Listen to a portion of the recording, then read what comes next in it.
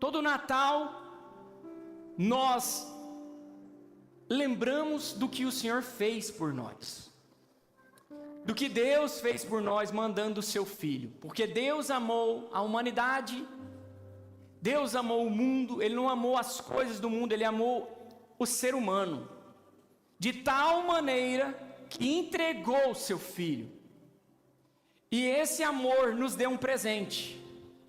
O presente se chama Jesus Cristo de Nazaré. O menino nos nasceu, um filho se nos deu, e o principado está sobre os seus ombros. O nome dele é maravilhoso, Conselheiro, Deus forte, Pai da eternidade, Príncipe da paz. Ele é o Emanuel, Deus conosco, e Ele está aqui nesta noite. Ele falou: eu estarei presente convosco. Ele falou para os discípulos: hoje eu estou com vocês, mas um dia eu estarei em vocês. Ele vos mandou o Consolador, o Espírito da verdade, e Ele está em nós. Nós recebemos esse presente, glória a Deus por isso. Então, irmãos, esse texto hoje que eu li, Lucas capítulo 2, versículo 7, fala de um momento em que, então Maria deu à luz ao seu filho primogênito, o seu primeiro filho. Se Maria tivesse somente Jesus, não falaria primogênito, falaria unigênito. Então Maria teve mais filhos, não é como a igreja católica prega que ela é imaculada. A Bíblia vai dizer que ela não teve relação com José até que Jesus nascesse. O texto é muito enfático, ele é o primogênito, e se é o primeiro, é porque tem outros. Então, envolveu ele em trapos de panos. É o que está dizendo o texto, enfaixou o menino, mas se você tem a versão da sua Bíblia, vai falar, enfaixou com panos, trapos. Muito bem, Jesus Cristo sendo Deus eterno, ele existiu antes de Maria e antes de José. Ele não passa a existir agora nesse nascimento. A Bíblia vai falar que Ele é o verbo que se fez carne. E no princípio o verbo era Deus. O verbo estava com Deus, e sem Ele nada do que foi feito se fez. Então Jesus, Ele é o alfa, o ômega, o princípio e o fim. Mas nós não cremos em reencarnação, nós cremos em encarnação. Jesus se fez carne e habitou entre nós. Viveu juntamente com o ser humano durante 33 anos e meio. Morreu, foi para a cruz do Calvário, mas ao terceiro dia ele ressuscitou. Então, Yeshua, foi dado nome a Jesus de Yeshua HaMashiach. Yeshua significa Yahvé é salvação. E quando nós olhamos, irmãos, o nome de Jesus, e o nome foi dado não por Maria e José, foi dado pelo anjo. O anjo falou: você vai colocar o nome dele de Yeshua, porque Deus é salvação. Então você observa, irmão, a fidelidade de Deus. O nascimento de Jesus não era a evidência da infidelidade da Maria com José. O nascimento de Jesus faz alusão à fidelidade de Deus para com a humanidade. Então Jesus nasce, há um cumprimento de uma promessa. Uma só não, 312 promessas foram cumpridas em Jesus. Desde o dia que ele nasceu até o dia que ele morreu, foram 312 promessas que Jesus cumpriu. 312 promessas que Jesus cumpriu. Muito bem, pastor, fale algumas. Existia uma em Gênesis capítulo 3, versículo 15, eu preciso ser rápido. Em Gênesis 3,15 vai falar que ele é a semente da mulher. Em Isaías 7,14 vai falar que ele é nascido de uma virgem. Em Gênesis 49:10 vai falar que ele vem da tribo de Judá. Em 2 Samuel capítulo 7, do verso 1 a 17, vai falar que ele é da família de Davi. Em Miqueias capítulo 5, versículo 2, vai falar que ele tinha que nascer em Belém. Todas as promessas que apontavam para o Filho de Deus, que apontava para o Messias, Jesus cumpriu. E essas que eu falei, ele é da semente da mulher. Por quê? A mulher não tem semente. Quem tem semente e o sêmen vem do homem. Só que Maria não teve relação com ninguém. Simplesmente da semente da mulher nasceu o Filho de Deus. Segundo ponto, ele nasce de uma virgem. Terceiro ponto, ele é da tribo de Judá. Quarto ponto, ele é da cidade de Belém. Era necessário que ele nascesse na cidade de Belém, não em Nazaré, em Belém. Porque o belemita é a terra do pão, e ele é o pão vivo que desceu do céu. Tudo tem um porquê na Bíblia. A Bíblia não está aqui aleatoriamente, nada está colocado na Bíblia. Você fala, por que isso está na Bíblia? Tem um porquê e aponta para o Filho de Deus, aponta para Jesus, aponta para a sua salvação. Porque o homem não tem poder para ser salvo, o homem não compra a salvação. Nós não somos salvos por obras, mas somos salvos pela graça. Um presente imerecido. Nós recebemos um presente de Deus Pai. O amor dele foi tão grande que ele nos entregou um filho. E em Filipenses capítulo 2, versículo 5, vai dizer que ele, mesmo sendo Deus, ele se esvaziou de toda a sua glória, tomou a forma de homem. Quando ele estava na forma de homem, ele tomou a forma de servo. E quando ele estava na forma de servo, ele se humilhou a si mesmo e foi nascer em uma manjedoura. Irmãos, nós observamos que tudo na Bíblia aponta para Jesus. Tudo na Bíblia, pastor. Os patriarcas falaram dele, os profetas apontaram para ele. O Cordeiro da Páscoa é símbolo do Cordeiro Pascual, que é ele, que é Jesus Cristo. O tabernáculo apontava para ele, todas as peças do tabernáculo, como também a Arca da Aliança, apontava para ele. A menorá que iluminava, ele é o sol da justiça que nos ilumina, aleluia. A mesa dos pães da preposição, tudo apontava para Jesus. Ele é a realidade, ele é a consumação, ele converte em todas as coisas, tanto no céu quanto na terra. Ele é o princípio e o fim, ele é o caminho, a verdade e a vida. Ele é a porta das ovelhas, ele é a videira verdadeira, ele é quem nos justifica, ele é o sacrifício perfeito, ele é o nosso Salvador, e tudo que foi feito, sem ele nada do que foi feito se fez, aleluia. Então é Jesus, o centro do evangelho é Jesus. A igreja precisa converter a Cristo. Jesus está falando, eis que estou à porta e bato, está falando isso para uma igreja, ou seja, Jesus não estava sendo o centro daquela igreja, ele estava do lado de fora. Ei, estou batendo, se você abrir eu entro e vou nascer na sua casa, eu vou nascer na sua família, eu vou nascer no seu coração. Então, irmãos, Deus havia falado de muitas maneiras. Deus havia falado por meio da história, Deus havia falado por meio de profeta, Deus havia falado por meio de sonhos, de visão, Deus havia falado por meio de anjos, Deus havia falado por meio das escrituras todas. Mas foi necessário, Deus decide se revelar pessoalmente. Deus falava, Deus mostrava, anjo vinha e falava, mas agora ele falou, não, deixa que eu vou, deixa eu ir. E Deus falou, então vai, meu filho. E ele veio. 1 Timóteo capítulo 3, versículo 16.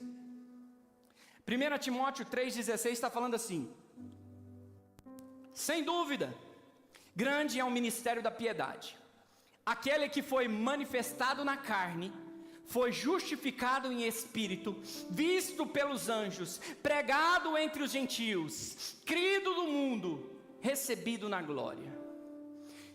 Colossenses capítulo 2, versículo 9, está dizendo assim: porque nele habita corporalmente toda, não é parte, toda a plenitude da divindade. Gálatas capítulo 5, versículo 4 e 5, está falando assim: mas quando chegou a plenitude dos tempos, Deus enviou o seu Filho, nascido de mulher, nascido sob a lei, para resgatar os que estavam sob a lei, a fim de que recebemos a adoção de filhos. Então, irmãos, esse é o dia muito especial, pois além de lembrarmos do nascimento de Jesus, lembramos também do maior presente que a humanidade podia ter recebido. Natal não é uma festa para você comer, pode comer, mas você precisa lembrar o que isso significa. Pastor, Jesus nasceu no dia 25? Não importa o dia que ele nasceu. Isso foi um calendário romano que impôs essa data, mas nós não sabemos o dia, exatamente o dia que ele nasceu. Mas é uma data que lembramos do verdadeiro significado do Natal, o nascimento de Jesus. Isaías capítulo 9, versículo 6, Isaías 9:6 está falando assim: porque um menino nos nasceu, um filho se nos deu, o principado está sobre os seus ombros, e o seu nome é Maravilhoso, Conselheiro, Deus Forte, Pai da Eternidade e Príncipe da Paz. E Isaías capítulo 7, versículo 14 diz assim: portanto o Senhor mesmo lhes dará um sinal, eis que a virgem conceberá e dará luz a um filho, e lhe chamará Emanuel, Deus conosco. Irmãos, os aniversários acontecem para comemoração de vida, sim ou não? Inclusive o meu aniversário é dia 12 de janeiro, guarda aí um pix, um presente, estou brincando, irmão. Só de você ser obediente, servir a Deus é um grande presente para o seu pastor. Irmãos, o nascimento de Cristo não dá no dia 25. Mas por que a gente comemora? Alguém aqui comemora aniversário de quem já morreu? Você comemora? Então por que a gente comemora o de Cristo? Sabe por quê? Porque Ele não morreu, Ele está vivo. Ele ressuscitou no terceiro dia, por isso Ele é o único que nós comemoramos. Todo dia 25 de dezembro nós lembramos de Jesus, porque Ele vive. Aleluia. Então, irmãos, em 1 João, primeira carta de João, capítulo 5, versículo 11, diz assim: e o testemunho é este, que Deus nos deu a vida eterna, e esta vida está no Filho. Vamos repetir? Vamos lá, ó. E o testemunho é este. Presta atenção, irmão. Fala comigo, vamos lá. E o testemunho é este, que Deus nos deu a vida eterna, e esta vida está no Filho. Agora vamos para o versículo 12. Versículo 12. Quem tem o Filho tem a vida. Quem não tem o Filho de Deus não tem a vida. É muito claro a palavra. É muito claro, a gente precisa ter Ele, a gente precisa deixar Ele governar a nossa vida. A Bíblia vai falar que nós somos templo do Espírito Santo de Deus, e nós precisamos ter Ele, cuidar dEle, dar a verdadeira importância para Ele, dar o espaço para Ele. É Ele que precisa nos governar. Ele não quer te visitar por um dia ou por outro, Ele quer morar em você, Ele quer te governar. Quando Jesus entra na casa, quem toma a frente de tudo precisa ser Ele, não é você que toma a frente. Quando Jesus entra, Ele é o centro de tudo na sua vida. Aleluia, glória a Deus.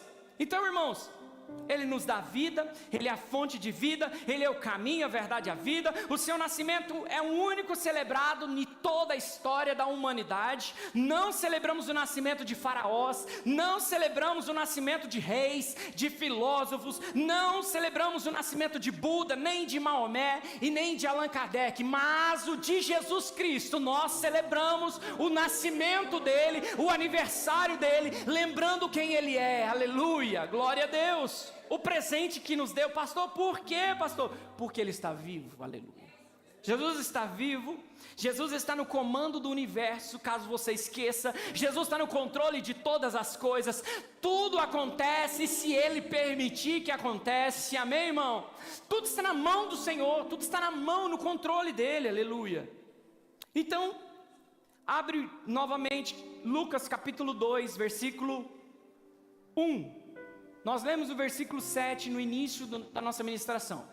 Essa parte até aqui foi para você, é uma introdução para você entender o contexto que nós estamos. Um presente foi nos dado, e quem entende de Bíblia sabe que Ele é o Messias, que Ele tem todo o poder para fazer o que Ele quiser fazer. Agora, esse final da minha frase é importante. Ele tem todo o poder para fazer o que Ele quer fazer. Ele escolhe quem Ele quer. Ele escolheu os 12 discípulos porque Ele quis. É o que o texto está dizendo. Ele escolheu quem Ele quis. Deus te escolheu porque você está aqui hoje. Deus te atraiu até aqui porque você está aqui. Deus te trouxe para cá. Por quê? Porque você é escolhido do Senhor.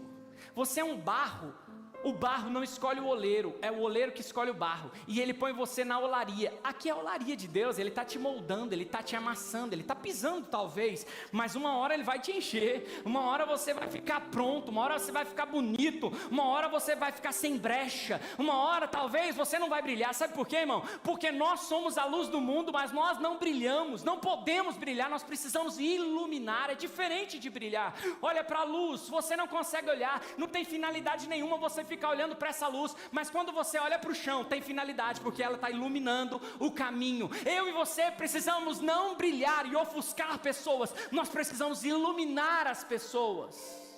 É sobre isso. O problema é que tem gente que ele quer brilhar, ele quer ofuscar. Muito bem, não é tema para essa palavra. Versículo 1: naqueles dias foi publicado um decreto de César Augusto, convocando toda a população do império para recensear-se. Peraí, vamos entender o que é isso aqui. O Império Romano fala o seguinte: vamos reunir todo mundo das cidades, porque nós precisamos saber quantas pessoas tem, porque acaso estoure uma guerra, nós precisamos entender quantos homens e o poder de guerra que Israel tem, que os judeus têm. Então é toda uma tática de César. Para quê? Vamos fazer o alistamento, vamos fazer um levantamento de quantas pessoas tem, vamos fazer um alistamento para saber quanto de imposto nós vamos arrecadar. Então eram duas coisas: o medo de possuir um motim dos judeus, para saber quantos judeus tinha, e se fosse 1 milhão, 2 milhões, Roma ia tomar uma atitude frente a esses homens que podiam ter poder de guerra. Então Roma está muito preocupada, ela está com medo, então ela vai e faz o recenseamento, para todos fazer esse alistamento. Segundo ponto é levantar recurso, para saber quanto que Roma ia levantar de recurso, de impostos. Eles tinham uma planilha, e na planilha dizia que nessa igreja tem mais de 50 homens, mas que nas reuniões só vão 20. Ah, foi feito um levantamento. Eles têm força? Tem, mas eles estão parados. Eles estão tranquilos, está dominado. É o que o diabo fala, é o que o diabo pensa. Mas se nós entendermos a força que nós temos, nós somos fortes. Mas vamos lá, vamos voltar para o texto. Então, o alistamento foi convocado. Então José é obrigado a voltar para a sua cidade de origem. Vamos entender? Versículo 2. O primeiro recenseamento foi feito quando Quirino era governador da Síria. Versículo 3. Todos iam alistar-se, cada um à sua própria cidade.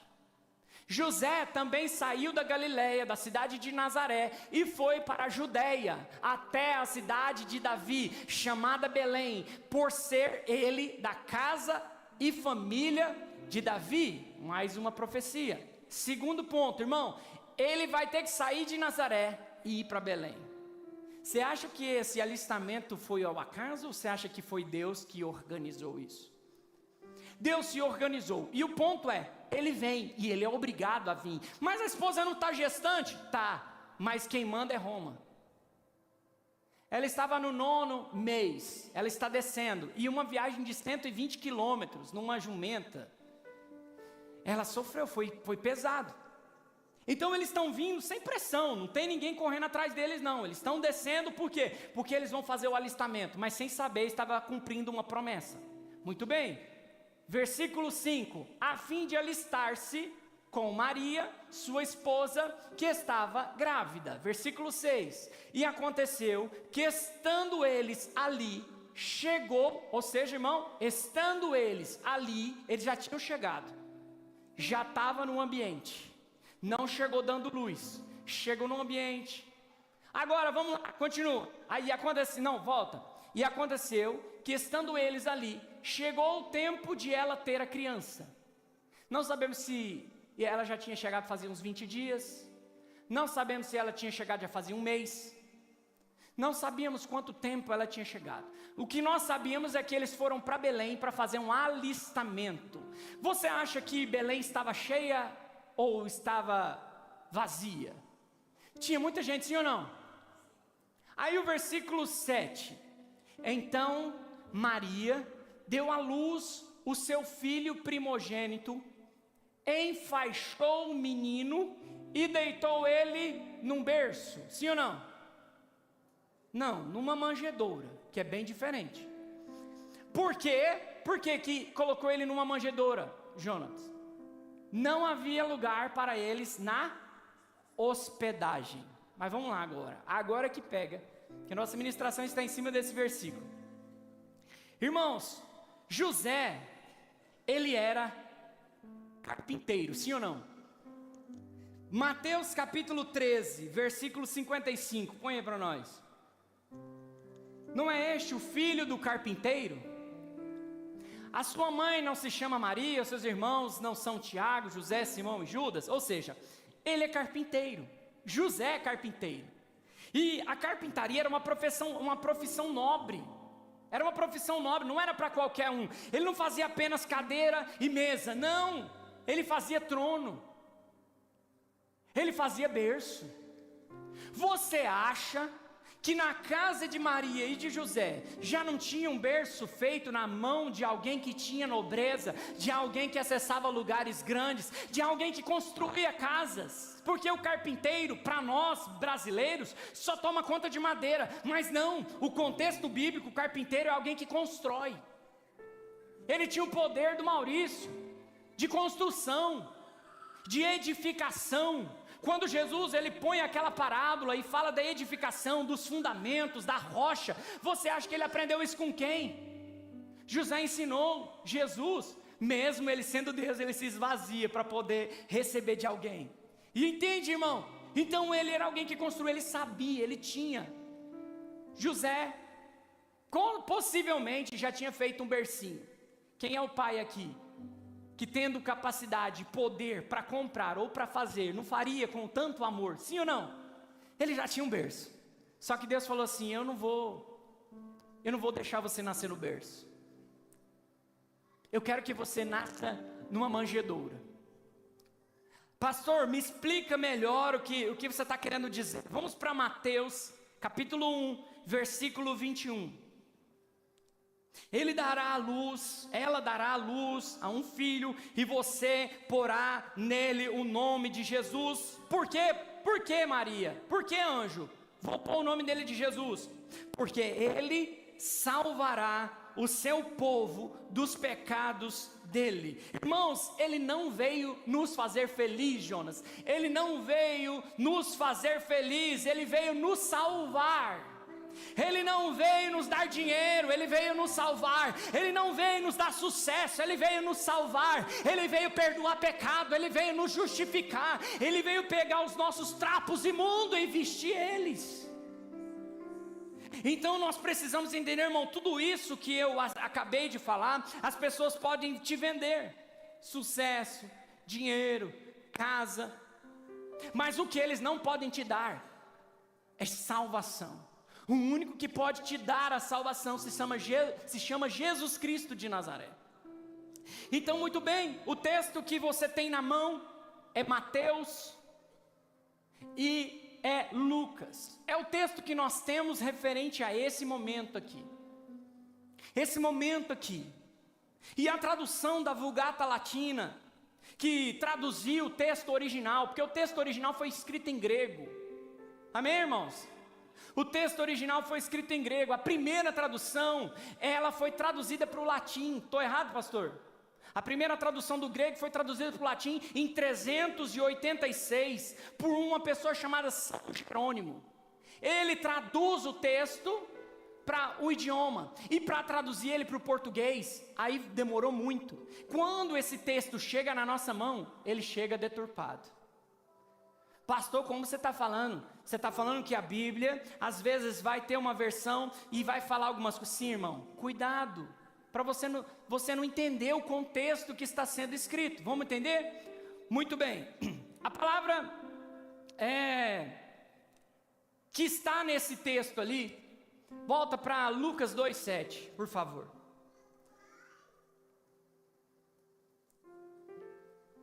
Quando ele chega, José e Maria, presta atenção, irmão, é poucos minutos, eu já entrego, e nós ainda temos um tempinho, mas vamos lá.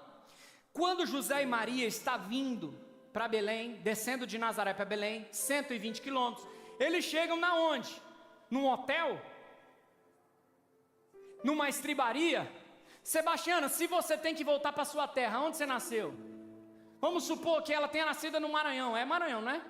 Aí vamos supor, alistamento, eu tenho que me alistar em São Paulo porque eu nasci lá, certo? Eu vou chegar lá em São Paulo e vou para onde? Vou para o hotel, Sebastiana? Eu tenho 70 primos lá, eu vou para o hotel? Eu tenho família, eu tenho tio, eu tenho tia, eu tenho tanta gente lá, eu vou para o hotel? Eu vou para a minha família, porque José é belemita, a família dele está em Belém, tem casa em Belém para ele ficar. Pastor, eu aprendi a minha vida inteira que eles foram para um hotel e não tinha lugar. O ponto é, está falando hospedaria, não está falando hotelaria. Hospedaria é que recebe hóspede. Na minha casa não tem, porque eu tenho muito filho. Mas na casa de alguém deve ter um quarto de hóspede, sim ou não? Quando ele chega, a casa está cheia. Quando ele chega, o quarto principal do dono já está ocupado. Não tem lugar para você, José, nem Maria, nem Jesus, porque o meu quarto está ocupado e nele eu não abro mão, você não entra no meu quarto. Então vamos para o quarto de hóspede, que é o significado dessa palavra.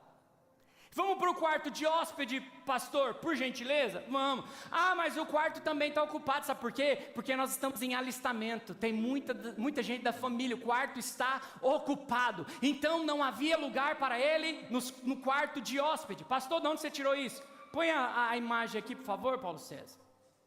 Irmãos, quando nós vamos analisar a palavra de Deus, nós não podemos falar coisas da nossa boca. Nós precisamos olhar o grego, o que estava escrito lá? Então você vai observar que o que estava escrito lá é esta palavra aqui, que falando em português é kataluma. Essa é a palavra em grego. E ela está em 3 lugares diferentes. O do 2:7 você já sabe. Vai para Marcos 14:14.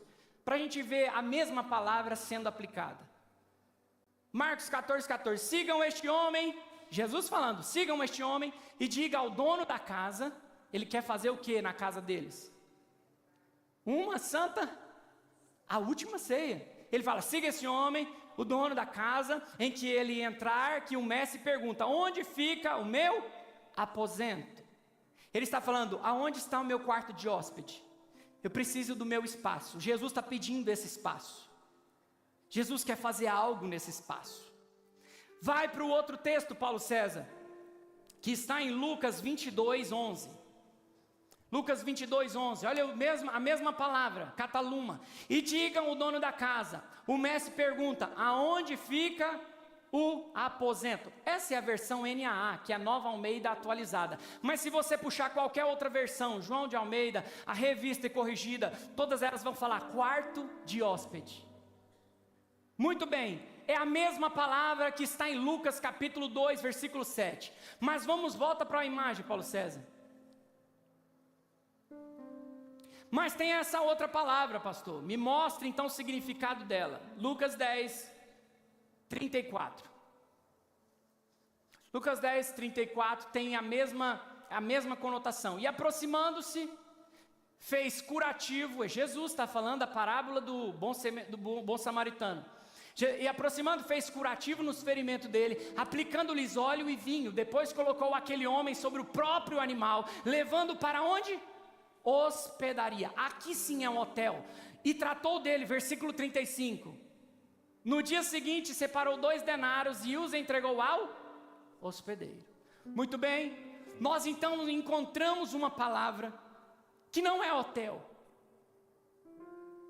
José e Maria não foi para hotel. Foi na casa dos parentes, dos familiares, que era da descendência de Davi. Chegou lá, os quartos estavam ocupados. Então o que sobrou na casa? Quando alguém vai na sua casa e os quartos estão ocupados, o que você faz? Por favor, não vou conseguir um colchão com o vizinho e vou pôr você para dormir nas salas. Tem problema? Não, tá tudo bem. Tá ótimo. Só de não ficar lá fora, tá tudo bem. Separou um ambiente para eles. Tá, mas a casa de antigamente como era? Você vai observar que ou é o subsolo ou é o térreo. Ele é um lugar que não é a casa. A casa você precisa subir.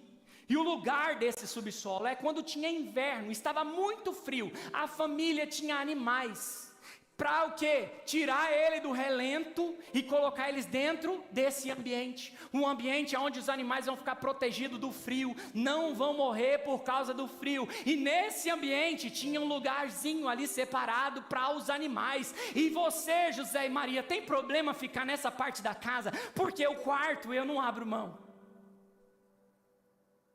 Eu não abro mão também do quarto de hóspede, porque tem pessoas mais importantes do que vocês.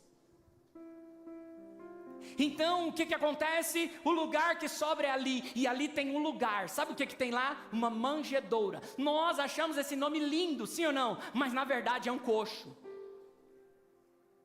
A palavra foi moldada para você entender do presépio, você entender de várias coisas, mas eu vou dizer para você, Jesus nasceu num coxo.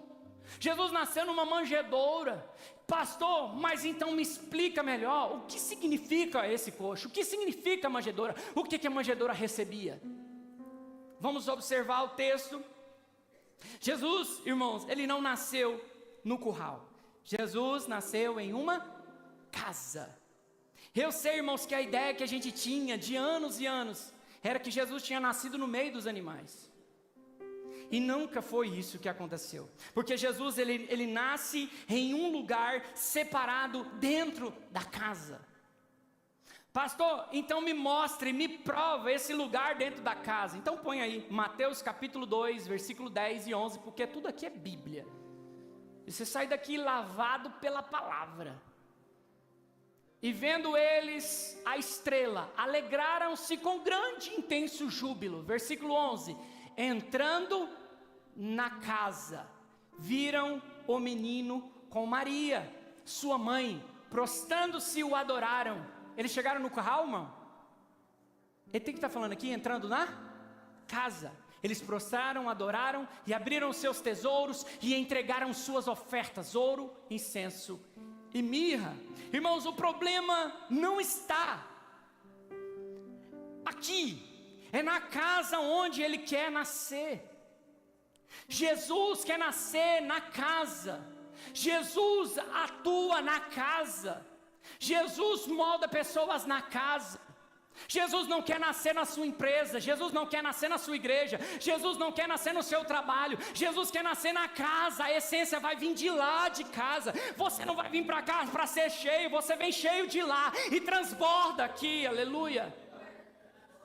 Irmãos, ele entra na casa com as portas fechadas. Ele entra, as janelas estão fechadas e ele vira para os discípulos e fala: paz seja com vocês dentro da casa, porque dentro da casa tem paz. Se Jesus entrou, tem paz. Se Jesus está na casa, tem tranquilidade. Se Jesus na casa, tem pessoas transformadas, mudadas, segundo quem está dentro da casa, no centro da casa, aleluia. Ele diz assim, quando ele entra na casa: menina, levanta e anda. Quando ele entra na casa, Sebastião, ele olha para Zaqueu e fala assim: hoje chegou salvação na sua casa. Quando ele entra na casa de Pedro, ele fala: a sua sogra vai ficar curada porque eu cheguei na casa. Tem cura na casa, tem transformação na casa, tem perdão na casa, tudo acontece na casa, tem ressurreição na casa. Chegaram e desceram um paralítico dentro de uma casa. Jesus estava na casa, e quando desce o paralítico, tem transformação, tem ressurreição. Jesus vai ressuscitar o seu casamento, Jesus vai ressuscitar a sua vida espiritual. Jesus tem poder. Jesus tem poder para ressuscitar. Jesus tem poder para curar. Jesus tem poder para transformar. Jesus tem poder para trazer vida na sua casa. Aleluia, aleluia. Glória a Deus, irmãos. Entretanto, irmão, não havia um lugar nobre na casa, mas tinha um ambiente na casa diferente. E você já viu o ambiente. Já apresentei para você. E a palavra oikos, que está no grego casa, significa habitação. Jesus nasceu na casa. E aí, irmãos, observa, quando eles chegam na casa, os quartos principais estão ocupados. Então o que sobra, pastor? O que sobra? Sobra esse espaço. E eles vão para lá, para esse espaço. Em Lucas capítulo 2, versículo 7, está falando que não tinha lugar para ele. Na onde não tinha lugar? No quarto de hóspede. Pastor, o que significa o quarto? Você sabe o que significa o quarto. O quarto significa comodidade. O quarto significa conforto. O quarto significa intimidade. O quarto significa descanso. O quarto significa privacidade. E o que chama a atenção, irmão, é o seguinte: não fala apenas de um espaço físico, fala de prioridade. Se Jesus chegar hoje na sua casa, você deixa ele entrar no quarto? Ou você fala assim, quando chega uma visita na sua casa, corre mulher, corre menino, arruma, tira os brinquedos e tal e coisa, passa aquele pano, né? Aí Jesus chega e entra na sala. Ou a visita entra e chega na sala. Só que Jesus não quer te visitar. Jesus quer entrar no quarto. Jesus quer governar a sua vida. O problema é que nós queremos passar um pano para a situação. Aqui eu levanto a mão, aqui eu adoro, mas só Deus sabe como está o meu quarto. Só Deus sabe como está o meu quarto. Irmãos, e há ambientes da nossa vida onde dizemos: Jesus nasce em qualquer lugar, mas não nasce aqui. Jesus quer nascer no quarto, mas o quarto é o último lugar que nós cedemos para Ele. O quarto representa conforto que não queremos perder. O quarto representa hábito secreto. O quarto representa pecado escondido. O quarto representa autossuficiência, controle pessoal. Eu tenho controle de toda a situação, não vou deixar você, Jesus, porque o quarto você não entra. O quarto é meu. Você não nasce no quarto, Jesus. E aí, irmãos, o problema não é a falta de espaço, é a falta de renúncia do nosso coração. Permitimos Jesus na sala, mas não permitimos Jesus no quarto. Por quê, pastor? Na sala Jesus é bem-vindo, porque na sala a gente vive de aparência, a gente vive na sala no culto, a gente vive na sala no público, a gente vive na sala no discurso, mas só Deus sabe, a sua esposa e os seus filhos sabem como é lá dentro da sua casa. Só Deus sabe como é dentro do seu quarto. Aqui não, aqui é culto, aqui é público, aqui é sala. A sala você deixa as pessoas ver o que você quer deixar, mas só Deus sabe como está a sua pia. Sim ou não? É só um exemplo. Só Deus sabe como está o seu guarda-roupa. Só Deus sabe como está a sua cama, né? Mas Jesus sabe, Jesus viu. Nada se esconde do Senhor. Então tem hora, irmão, que a gente quer viver de fariseu. Bonito demais por fora, mas por dentro é podre. Por dentro está destruído, por dentro está bagunçado. Nasce do lado de fora, mas do lado de dentro não. Meu quarto você não entra. Meu quarto você não entra. E Jesus não quer só visitar, Ele quer governar. Irmão, quando Jesus entra no quarto, o conforto vira presença de Deus. Aleluia. O descanso vira paz. Quando Ele entra no quarto, a intimidade vira santidade. Aleluia. Irmão, naquele ambiente onde você foi adaptado, não havia um berço, havia uma manjedoura. A manjedoura somos eu e você. E Jesus quer nascer em nós. Pastor, mas eu não sou um berço, eu sou uma manjedoura, eu sou algo impróprio para você nascer. Não tem como você nascer no meu quarto, porque o meu quarto está impuro. O meu quarto está sujo. Eu cometi muitos erros. O meu quarto está sujo. Mas Jesus falou assim: eu não quero nascer num berço. Eu quero nascer num lugar. Eu quero nascer num lugar e transformar esse lugar. Eu quero transformar a sua vida. Eu quero moldar o seu caráter. E quando eu chegar, o seu caráter não está formado. O seu caráter é sujo, é impuro. Mas eu vou nascer nele. E quando eu nascer nele, eu te transformo. Quando eu nascer nele, o seu nome já não vai ser mais coxo, vai ser manjedoura. Vão olhar para você diferente. Aleluia. Quando Jesus nascer em você, você não é mais uma pessoa impura, porque Ele vai te transformar de dentro para fora. Aleluia. Então, irmãos, a manjedoura servia para colocar 3 coisas. 3 coisas. Pastor, qual é a primeira? A primeira coisa que a manjedoura recebia é um novo nascimento. O novo nascimento, nascia um bichinho, um filhotinho, o que fazia? Põe na manjedoura, cuida na manjedoura, porque a manjedoura simbolizava o recebimento de um novo nascimento. Então, irmãos, quando acontecia, abre para nós, não precisa abrir não, em João 3, Jesus vira para fala assim: Nicodemos, é necessário que você nasça de novo.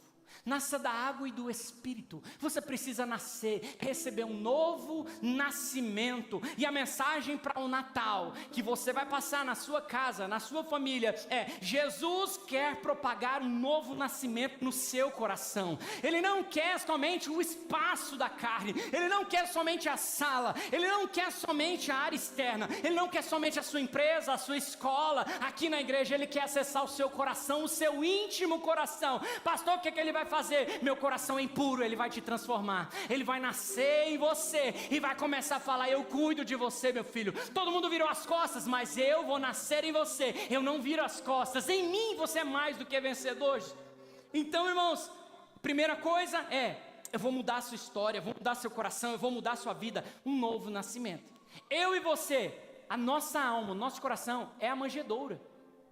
E o nascimento de Jesus não é externo, é interno. Jesus quer nascer hoje no seu coração. Jesus quer nascer hoje na sua manjedoura. Segunda coisa que uma manjedoura ela comportava ou recebia, além do primeiro, que é um novo nascimento, a segunda coisa que a manjedoura, o coxo, recebia é alimento, feno. Ele recebia alimento, para quê? Porque a manjedoura está aqui, então vamos colocar alimento. E quando a gente coloca o alimento, o animal vem para comer, sim ou não? Sim, abre para nós em João capítulo 6, versículos 50 e 51, por favor, César. A manjedoura representa você e eu. A manjedoura representa o nosso coração. O versículo 50 está falando assim: este é o pão que desceu do céu, para que todo que dele comer não pereça. Versículo 51: eu sou o pão vivo que desceu do céu. Se alguém comer deste pão, viverá eternamente. E o pão que eu darei pela vida do mundo é a minha carne. Jesus não podia nascer num berço, Sebastiana. Ele tinha que nascer numa manjedoura, porque na manjedoura ele era alimento para as nações. Irmão, Jesus está falando assim: você é uma manjedoura, ninguém dá valor para você, e eu quero nascer em você. Sabe por quê? Porque se eu nascer no seu coração, eu vou te alimentar, e em mim vocês vão ter vida. Aleluia. Terceira coisa que a manjedoura recebia era a água. João capítulo 7, versículo 37, por favor. João 7,37. A terceira coisa que a manjedoura recebia, além de um novo nascimento, além de um alimento, era também a água. Olha para você ver. No último dia, o grande dia da festa, Jesus se levantou e disse em voz alta: se alguém tem sede, venha a mim e beba. Quem crer em mim, como diz a Escritura, do seu interior fluirão rios de águas vivas. Aleluia. Isso ele disse a respeito do Espírito que os que nele crescem havia de receber, pois o Espírito até aquele momento não tinha sido dado, porque Jesus ainda não havia sido glorificado. Quando ouviram estas palavras, alguns do meio do povo diziam: este é verdadeiramente o profeta. Outros diziam: este é o Cristo. Irmãos, Ele é o novo nascimento. Ele é o alimento, o pão vivo que desceu do céu. Ele é a água que nós somos transformados. A gente bebe de Jesus e a gente não tem sede mais, porque nós estamos enxertados nele, tem nutriente nele, tem vida nele, tem cuidado dele. Tudo que eu recebo é o Espírito. Então se você crê em Jesus, você recebe o Espírito, e o Espírito é vida. O Espírito é vida. Irmão, se você abrir o seu coração hoje para um novo nascimento de Jesus dentro de você, irmãos, Ele não quer nascer num curral, Ele quer nascer na sua manjedoura, Ele quer nascer na casa. Irmão, vamos abrir um espaço para Ele, vamos abrir o nosso coração para Ele. Irmão, Ele quer entrar na sua casa e Ele quer o melhor lugar. Ele não quer um espaço lá no cantinho, não. Ele quer o melhor lugar da sua casa, do seu coração, da sua alma. Aleluia, glória a Deus. Irmão, se José fez um berço e não usou o berço, a Maria também deve ter feito enxoval, e ela não usou enxoval. Deve que ela fez aqueles negocinhos que o bebê fica vendo, um monte de cordeirinho, mas o cordeiro é você. Ela fez 5 toalhinhas, uma era maravilhoso, outra com conselheiro, outra Pai da eternidade, príncipe da paz, Deus forte. Ela fez um enxoval, mas talvez ela não usou. E o que o texto vai dizer para nós em Lucas capítulo 2, versículo 7? ela enfaixou o que com o menino? Ela pôs panos, e em algumas versões vai falar trapos. Abre para nós no versículo 12, por favor. Isto servirá a vocês de sinal. Qual é o sinal? Vocês encontrarão uma criança envolta em faixas e deitada em uma manjedoura. Os trapos eram um sinal de que ele era o Filho de Deus. Sim, se vocês entendessem, irmão, o que o Senhor falou. Abre para mim em Isaías, capítulo 64, versículo 6. Você vai entender agora. Isaías 64, 6, a parte A diz assim: todos nós somos como o imundo, e todas as nossas justiças. Espera aí, irmão, isso aqui é forte demais. Tem hora, Sebastiana, que eu acho que eu sou justo. Tem hora que eu acho que eu sou santo. Tem hora que eu acho que eu ando assim, que parece que eu flutuo, sabe? Santidade. Sabe aquela pessoa que bebe tanto leite e arrota e engorfa para fora? Aqui está falando que toda a nossa justiça, todas as nossas justiças são como trapos de imundícia. Todos nós murchamos, essa parte A só. O ponto é, irmão, está falando que nós, mesmo na nossa excelência, mesmo na nossa na melhor arte, mesmo na nossa melhor obra, nossa, porque eu tenho crédito no céu, porque eu busco demais. Como se o céu fosse um banco para a gente depositar. O que Jesus está falando, quanto mais você me busca, mais você está próximo de mim e descoberto. Porque quanto mais você chega perto dele, mais a imundícia vai sendo queimada. Quanto mais você chega perto do fogo, mais ele te queima e deixa o que presta.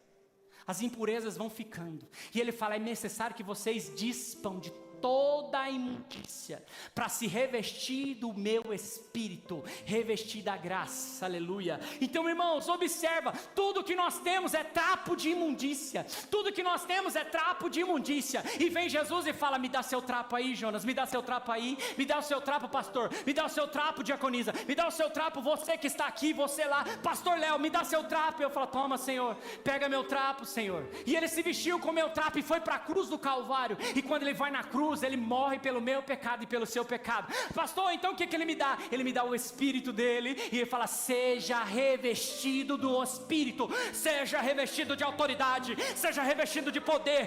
Não, eu vou te dar mais coisa, eu vou jogar meu sangue em você, eu vou derramar o meu sangue poderoso, o meu sangue limpa, o meu sangue purifica, o meu sangue sara, o meu sangue perdoa, o meu sangue justifica. A sua justiça é imunda. Nós não somos justos, irmãos. Nós fomos justificados. Ele é justo. E se eu estiver nele, eu vou garantir a minha salvação. Aleluia. Em Lucas capítulo 2, versículo 16 diz, foram depressa, encontraram Maria e José e a criança deitada na manjedoura. Oséias capítulo 6, versículo 1 diz assim, venham e voltemos para o Senhor, porque Ele nos despedaçou, mas vai nos curar, Ele nos feriu, mas vai atar as feridas, aleluia, glória a Deus. Irmãos, em 2 Coríntios capítulo 5, versículo 21 está dizendo assim, aquele que não conheceu pecado, Deus o fez pecado por nós. Jesus não pecou, mas Ele vestiu o meu trapo de imundícia. Ele vestiu a minha culpa, Ele vestiu a minha vergonha, Ele vestiu a minha miséria. Pastor, em contraponto, Ele me revestiu de justiça, Ele me revestiu de graça e Ele me revestiu de glória. Que troca é essa, hein, irmão? Que troca foi essa? Ele pegou meu trapo e me deu a veste dele. Ele pegou minha roupa suja e me deu roupas alvas, brancas como a neve. Talvez nós não entendamos isso hoje, mas Ele quer nascer em nós. Essa manjedoura que nada presta, que ninguém dá valor, mas Ele quer nascer em você. Ele quer te alimentar com o pão dele. Ele quer te dar água. Além de te dar água, Ele vai pegar a sua roupa e vai se vestir com a sua roupa e vai te dar novas vestes. Jesus é isso, irmão. E você vai observar, ele não quer um trono, ele quer a manjedoura. Ele se desfez de todo o seu poder e desceu e assumiu o papel de homem, de criança, e sumiu e foi para uma manjedoura. Ele se desfez, irmão, ele não quer palácio, ele quer uma manjedoura. Ele não quer um templo, ele quer uma manjedoura. Ele não quer uma empresa, ele não quer nascer na tua empresa, ele quer uma manjedoura. Irmão, deixa eu falar uma coisa para você. Às vezes você está falando assim: não, pastor, eu preciso buscar, eu preciso ser um templo, eu preciso ser algo grande, eu preciso ser algo bonito, eu preciso ser um berço bem bonito. Não, mas Jesus está falando: eu quero manjedoura. Eu quero pessoas que se aproximam de mim em arrependimento. Eu não quero pessoas que se aproximem de mim achando que é muita coisa, não. Porque você não é muita coisa, você é pecador, alcançado pela graça. Vós estávamos mortos nos vossos delitos e pecados, mas eu vos escolhi a vós, vos dei vida para que vais e dê fruto, aleluia. Irmão, Jesus está falando: todo mundo estava morto, mas eu decidi, fui lá, morri por você. Ele nos abraçou. E tem hora que a gente acha: não, eu preciso ser santo. Deixe ele nascer em você, só abre espaço. Se ele chegar na sua casa hoje: Senhor, o Senhor tem liberdade aqui, pode entrar e fazer o que o Senhor quer fazer. O problema, irmão, é que quando Jesus quer entrar, ele abre uma brechinha: eis que estou à porta e bato, se você abrir eu entro. Mas nós fechamos a porta do guarda-roupa, porque no meu closet só eu que mexo. Quem tem closet, o Tito tem closet. Aí fecha lá: não, aqui ninguém mexe. Aí vai aqui, aí vai assim: não, aqui também não. Não, aqui também, aqui está cheio, aqui está ocupado. Não, aqui tem o meu orgulho, aqui tem a minha inveja, aqui tem a minha falta de perdão. Aqui não dá, aqui não dá. O senhor quer entrar? Então só fica na sala, porque na sala é o público, na sala é a igreja, na sala é meu trabalho, porque lá eu sou santo, aqui em casa eu sou o Zé Telo. Eu nem sei quem é esse Telo. Mas é o seguinte, irmão, observa, o Senhor quer nascer hoje nessa manjedoura impura que é você. Ele quer acessar o seu coração, ele quer acessar a sua alma, em nome do Senhor Jesus. Pastor, então me explica um pouco melhor. Abre para mim, Paulo César, Gálatas capítulo 2, versículo 20. Gálatas 2, 20. Já não sou eu quem vive, mas Cristo vive em mim. Irmão, não existe Natal sem cruz.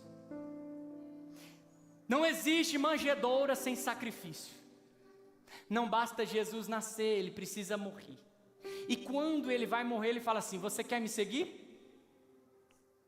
Para seguir a mim, o caminho é de morte. Eu estou num caminho que te leva à morte. Mas aquele que morrer, ele vive. Se você morrer para você, para o seu sonho, para as suas vontades, para as suas coisas, você vai ter vida. Mas aquele que ganhar a sua vida, perder lá. Aquele que perder por amor de mim, ganhar lá. Então o caminho de seguir Jesus não é somente Jesus nascer. Quando Jesus nascer no seu coração, Pedro, sabe o que vai acontecer? Ele vai começar a matar você. Acho engraçado, mas é. Ele vai começar a matar as suas vontades, a sua vontade de pecar. Ele vai começar a matar a sua estupidez, o seu egoísmo, a sua personalidade forte. Nasci assim, vou morrer assim. Não vai não, irmão. Se Jesus te pegar e nascer no seu quarto, na sua manjedoura, ele te transforma. Eu já vejo que quando Jesus entrar na casa de alguém, no coração de alguém, ele tem poder para mudar você da água para o vinho. Só fazendo uma alusão ao primeiro milagre dele. Ele tem poder para tudo, irmão. Ele te muda, ele te molda, ele te transforma. Se necessário, ele te amassa, ele pisa em você. Mas ele não vai perder você, ele vai pôr você na roda dele e ele vai começar a amassar você, você vai rachar. Ele não vai perder a paciência. Ele vai começar de novo, ele vai começar a te moldar de novo, e vai moldar de novo, e vai te moldando. Quebrou, vamos fazer de novo. Ele não desiste de você, ele não desistiu de você. Ele não desistiu do seu filho, ele não desistiu da sua casa, ele não desistiu da sua família, ele não desistiu do seu casamento. Jesus não desistiu. Jesus quer nascer no seu casamento, Jesus quer nascer na sua casa, Jesus quer nascer na manjedoura. É fraco, é impuro, não tem valor nenhum, mas Jesus quer. Jesus quis, irmão. Vamos só fazer o seguinte: ele está no barco, tira a mão. Se ele está no seu barco, tira a mão do leme, por favor, deixa ele. Pastor, eu quero fazer isso, eu quero aquilo. Para, irmão. silêncio. Jesus, faz o que o Senhor quiser fazer de mim. Me molda, me transforma segundo a sua vontade. A vontade nossa precisa ser a vontade de Deus. Faça a sua vontade em mim. Então vai na frente. Quando Jesus vai na frente, nós seguimos ele. E ele fala assim, vai para a direita, eu vou para a direita. Vai para a esquerda, eu vou para a esquerda. Obedece, só obedece. Quem ama, obedece. Quem ama, acredita. Quem ama, tem fé. Anda pela fé, não anda por vista. Começa a olhar para Jesus e fala, Jesus, molda o que está errado. Entre nos cantinhos mais atordoados da minha alma, da minha vida, do meu coração, me muda. Em nome de Jesus, irmão, abre essa oração, fala hoje, Senhor, nasce na minha casa, nasce no meu casamento, nasce na sala, na cozinha, no quarto, nasce nos meus pensamentos, molda o meu caráter, molda a minha vida, molda, Senhor, minha esposa, me molda, Senhor, molda os meus filhos, Senhor, faz o que o Senhor quer fazer de mim, aleluia, aleluia. Então a cruz, a manjedoura foi feita de madeira, da manjedoura para a cruz. O trono, irmão, o Natal ele não termina na cruz. O Natal, ele começa na manjedoura, passa pela cruz, mas termina num trono de glória. O plano perfeito de Deus foi executado por Jesus, e ele fez com excelência. Em Filipenses capítulo 2, versículo 9, fala assim, por isso Deus o exaltou soberanamente. Pastor, por que Deus o exaltou soberanamente? Começa, vê o 5 então. Você vai entender que começou na manjedoura e terminou no trono. No versículo 4, Paulo César, por favor. Não tendo vista somente os seus próprios interesses, ou seja, ele não viu o interesse dele, irmão. Ele viu o nosso interesse. Ele era rei, ele era Deus, ele era filho de Deus, ele era o unigênito do Pai. E ele falou, não precisa ser unigênito, eu posso ser só o primeiro. Porque vai ter uma multidão. Não tendo em vista somente os seus próprios interesses, mas também os dos outros. Versículo 5. Tendo entre vocês o mesmo modo, tenham entre vocês o mesmo modo de pensar de Cristo Jesus. Versículo 6. Que mesmo existindo na forma de Deus, não considerou ser igual a Deus, algo que deveria ser retido a qualquer custo.